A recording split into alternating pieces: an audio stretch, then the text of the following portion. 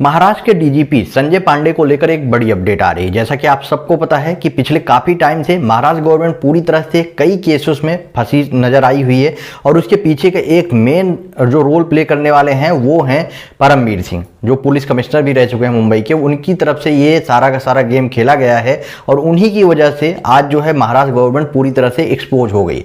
उन्हीं की वजह से अनिल देशमुख को अपनी कुर्सी भी गंवानी पड़ी।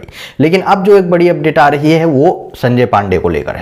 जैसा कि आप सबको पता होगा, कुछ दिन पहले ये भी न्यूज आई कि संजय पांडे जो है अपनी तरफ से एडवाइस देने की कोशिश कर रहे थे परमवीर सिंह को कि वो जो है अनिल देशमुख केस को वापस कर लें, लेकिन ये केस उनके खिलाफ ही चला गया और जो परमवीर सिंह हैं उन्होंने उनकी कॉल रिकॉर्डिंग भी सीबीआई को दे दी। जिसके बाद जो डीजीपी संजय पांडे हैं उन्होंने उस तीन के तीनों केसेस से अपने आप को बरी कर लिया, मतलब अपने आप को उस केस से अलग कर लिया। सीधे सीधे उन्होंने उद्धव ठाकरे को एक लेटर भी लिख दिया। लेकिन सबसे बड़ी बात कि जो महाराष्ट्र गवर्नमेंट हमेशा से इनके खिलाफ थी, डीजीपी संजय पांडे स्टार्टिंग से ही महाराष्ट्र गवर्नमेंट के भी खिलाफ थे। लेकिन सबसे बड़ी बात कि इस परमवीर सिंह वाले केस में आखिरकार क्यों जो है संजय पांडे को ले आया गया।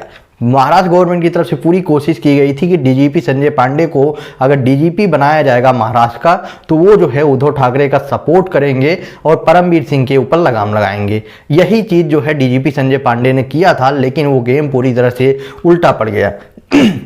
जिसके बाद जो डीजीपी संजय पांडे हैं उन्होंने भी ठान ली कि अब वो जो है महाराष्ट्र गवर्नमेंट के दबाव में नहीं आएंगे, क्योंकि वो जान रहे हैं कि उनका 1-2 साल का और जो है ड्यूटी बची है, उसके बाद उनका रिटायरमेंट हो ही जाना है, तो क्यों अपने आप को बदनाम करो। यही सब चीज़ें देखते हुए संजय पांडे ने सारे के सारे केस से अपने आप को हटा लिया, परमवीर सिंह के केस से, और ये चीज़ का एक लेटर भी लिखा था उद्धव ठाकरे को लेकर। लेकिन सबसे बड़ी बात कि अब इस टाइम जहां पे महाराष्ट्र में कोरोना की इतनी ज़्यादा केसेस बढ़ रहे हैं और वहां पे एक डीजीपी की सख्त से सख्त जरूरत है, इसी बीच जो है जो डीजीपी संजय पांडे हैं उन्होंने पता नहीं किस बात की उनको गुस्सा आई कि उन्होंने छुट्टी लेकर चंडीगढ़ अपने फैमिली के पास चले गए।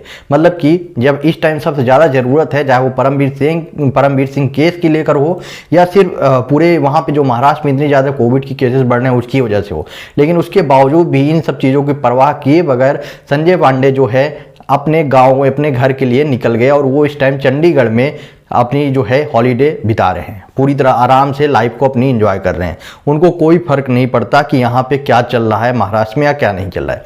आखिरकार इसके पीछे का रीजन भी कही है।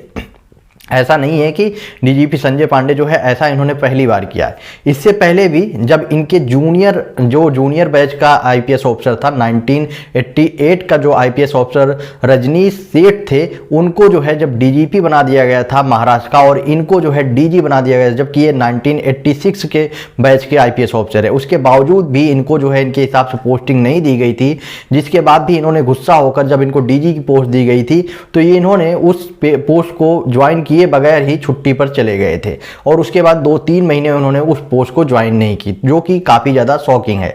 लेकिन अब सबसे बड़ी बात, इन्हीं सब चीज़ों को देखकर महाराष्ट्र गवर्नमेंट के द्वारा डीजीपी संजय पांडे को डीजीपी बनाया गया, मतलब संजय पांडे को फिर से डीजीपी बनाया गया था महाराष्ट्र का। लेकिन डीजीपी संजय पांडे ने भी महाराष्ट्र गवर्नमेंट को एक तरीके से धोखा दे दिया। उनको जो बोला गया था परमवीर को मैनेज करने के लिए, वो परमवीर सिंह को मैनेज करने के बजाय उन्होंने अपनी छुट्टियां मनानी ज़्यादा जरूरी समझी, इसीलिए वो जो है छुट्टी पर चले गए। जिसके बाद काफी ज्यादा मनमुटाव महाराष्ट्र गवर्नमेंट और संजय पांडे के बीच में लग रहा है। इन्हीं सब चीजों को बीच में एक सूत्रों से एक अपडेट और आई, जिसमें बताया गया कि इसी कदम उठाने के बाद ही शरद पवार ने संजय राउत से बोला था कि अगर वो महाराष्ट्र के सीएम बनते तो ज्यादा अच्छा था as compare to Uddhav Thackeray के, क्योंकि उद्धव ठाकरे ने जितने भी आज तक डिसीजन लिए हैं वो पूरी तरह से गलत ही साबित हुए, जैसा कि संजय पांडे को एक डीजीपी की पोस्ट देने।